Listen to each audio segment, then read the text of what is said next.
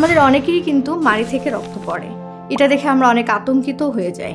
আজকে আমরা জানবো কি কি কারণে মাড়ি থেকে রক্ত পড়তে পারে। সবচেয়ে কমন যে কারণটির জন্য আমাদের মাড়ি থেকে রক্ত পড়তে পারে সেটি হচ্ছে ডেন্টাল প্ল্যাক, বা যেটিকে আমরা ডেন্টাল ক্যালকুলাস বা দাঁতে পাথর জমে বলে থাকি। যদি আপনি মাড়ি রোগে আক্রান্ত হয়ে থাকেন, অর্থাৎ মাড়িতে ইনফেকশন হয়ে থাকে, তাহলে কিন্তু মাড়ি থেকে রক্ত পড়তে পারে।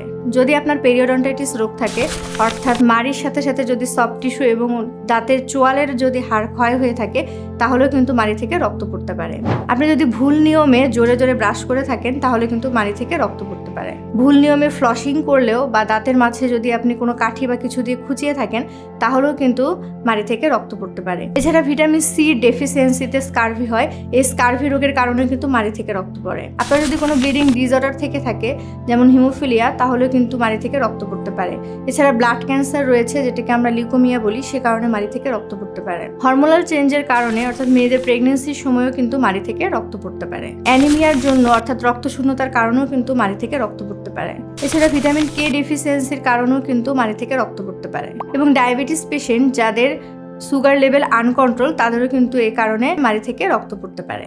তবে যে কারণে আপনার মাড়ি থেকে রক্ত পড়ুক না কেন, আপনি একজন ডেন্টিস্টের পরামর্শ নিন।